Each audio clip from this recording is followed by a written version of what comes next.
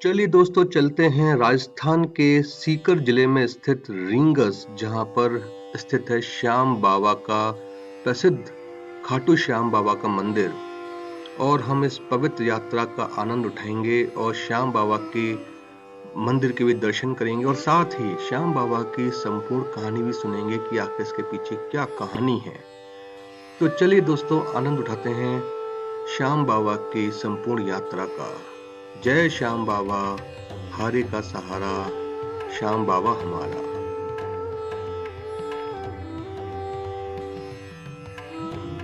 श्री खाटू श्याम जी भारत देश के राजस्थान राज्य के सीकर जिले में एक प्रसिद्ध कस्बा है, जहां पर बाबा श्याम का विश्व विख्यात मंदिर है। हिंदू धर्म के अनुसार खाटू श्याम जी कलयुग में कृष्ण के अवतार हैं, जिन्होंने श्री कृष्ण से वरदान प्राप्त किया था कि वह कलयुग में उनके नाम श्याम से पूजे जाएंगे।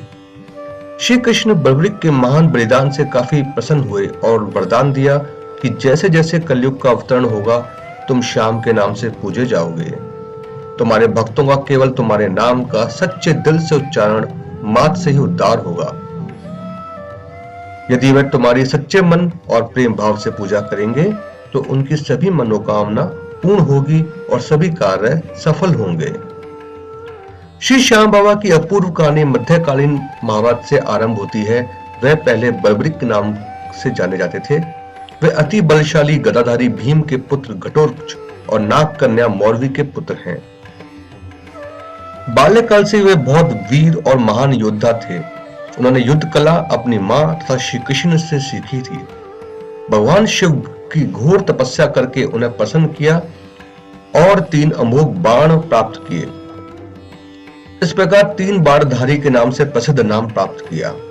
अग्निदेव ने प्रसन्न होकर उन्हें धनुष प्रदान किया, जो उन्हें तीनों लोकों में विजयी बनाने में समर्थ थे।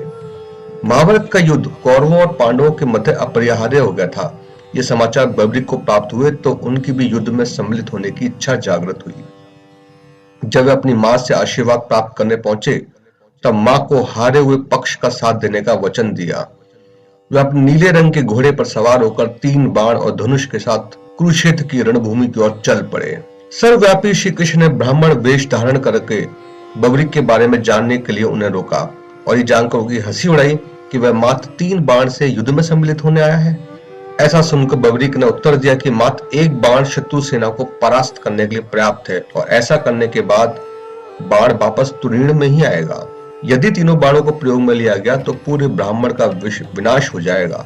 ये जानकर भगवान कृष्ण ने उन्हें चुनौती दी कि इस वृक्ष के सभी पत्तों को वेध कर दिखलाओ। वे दोनों पीपल के वृक्ष के नीचे खड़े थे। बर्बरिक ने चुनौती स्वीकार की और अपने तीर से एक बाण निकाला और ईश्वर को स्मरण कर बाण पेड़ के पत्तों की ओर चलाया।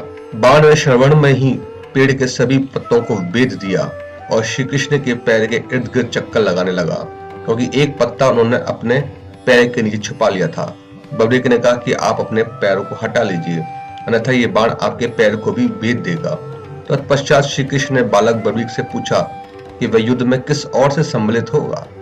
बर्बरिक ने अपनी मां को दिए वचन को दोहराया और कहा, युद्ध में जो पक्ष निर्बल और हार रहा होगा उसी को अपना साथ देगा।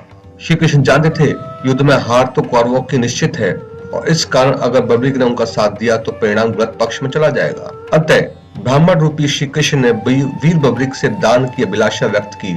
बर्बरिक ने उन्हें वचन दिया और दान मांगने को कहा। ब्राह्मण ने उनसे शीश का दान मांगा। वीर बर्बरिक क्षण भर के लिए अचंभित हुए, परंतु अपने वचन से अडिग नहीं हो सकते थे। वीर बर्बरिक बोले, एक साधारण ब्राह्मण इस तरह का दान नहीं मांग सकता। अतः ब्राह्मण से अपने वास्तविक रूप से अवगत कराने की प्रार्थना की। ब्राह्मण रूपी श्री कृष्ण अपने वास्तविक रूप में आ गए। श्री कृष्ण ने बर्बरिक को शीश दान मांगने का कारण समझाया कि युद्ध प्रारंभ होने से पूर्व युद्ध भूमि पूजन के लिए तीनों लोकों में सर्वश्रेष्ठ क्षत्रिय के शीश की आहुति देनी होती है, इसलिए ऐसा करने के लिए विवश थे। बर्बरिक ने उनसे प्रार्थना की वे अंत तक युद्ध देखना चाहते हैं। श्री कृष्ण ने उनकी प्रार्थना स्वीकार कर ली। श्री कृष्ण इस बलिदान से प्रसन्न होकर बर्बरिक को युद्ध में सर्वश्रेष्ठ वीर की उपाधि से अलंकृत किया। उनके शीश को युद्ध भूमि के समीप ही एक पहाड़ी पर सुशोभित किया गया, जहां से बर्बरिक संपूर्ण युद्ध का जायजा ले सकते थे। फागुन माह की द्वादशी को उन्होंने अपना शीश का दान किया था। इस प्रकार वे शीश के दानी कहलाए। महाभारत युद्ध की समाप्ति पर पांडवों में आपसी विवाद होने लगा। युद्ध में विजय का श्रेय किसको जाता है? श्री कृष्ण ने उनसे कहा, बबरी का शीश संपूर्ण युद्ध का साक्षी है, अतः उससे बेहतर निर्णायक भला कौन हो सकता है। सभी इस बात से सहमत हो गए और पहाड़ी की ओर चल पड़े। वहां पहुंचकर बबरी के शीश ने उत्तर दिया कि श्री कृष्ण ही युद्ध में विजय प्राप्त करने में सबसे महान पात्र हैं। उनकी शिक्षा, उपस्थिति, युद्ध नीति ही निर्णायक थी। उन्हें युद्ध भूमि में सिर्फ उनका सुदर्शन चक्र घूमता हुआ दिखाई दे रहा था, जो शत्रु सेना को काट रहा था। महाकाली कृष्ण के आदेश पर शत्रु सेना के रक्त से भरे प्यालों का सेवन कर रही थी। श्री कृष्ण वीर बबरिक के महान बलिदान से काफी प्रसन्न हुए और वरदान दिया कि कलयुग में तुम श्याम के नाम से जाने जाओगे, क्योंकि उस युग में हारुए का साथ देने वाला ही श्याम नाम धारण करने में समर्थ है। उनका शीश खाटू नगर, जो कि वर्तमान राजस्थान राज्य के सीकर जिले में दफनाया गया, इसलिए उन्हें खाटू श्याम बाबा कहा जाता है। एक गाय उस स्थान पर आकर रोज अपने स्तनों से दूध की धारा स्वती बहा रही थी। बाद में खुदाई के बाद वह शीश प्रकट हुआ, जिसे कुछ दिनों के लिए एक ब्राह्मण को सुपुर्द कर दिया गया। एक बार खाटू नगर के राजा को स्वप्न में मंदिर निर्माण के लिए और वह शीश मंदिर में सुशोभित करने के लिए प्रेरित किया गया। उसके बाद उस स्थान पर मंदिर का निर्माण किया गया और कार्तिक माह की एकादशी को शीश मंदिर में सुशोभित किया गया, जिसे बाबा श्याम के जन्मदिन के रूप में मनाया जाता है। मूल मंदिर 1027 ईस्वी में रूप सिंह चौहान और उनकी पत्नी नर्मदा कंवर द्वारा बनाया गया था। मारवाड़ के शासक ठाकुर के दीवान अभय सिंह ने ठाकुर के निर्देश पर 1720 ईस्वी में मंदिर का जीर्णोद्धार करवाया। मंदिर इस समय अपने वर्तमान आकार में ले लिया और मूर्ति गर्भगृह में प्रतिष्ठापित किया गया। मूर्ति दुर्लभ पत्थर से बनी है। खाटू श्याम परिवारों की एक बड़ी संख्या के परिवार के देवता हैं।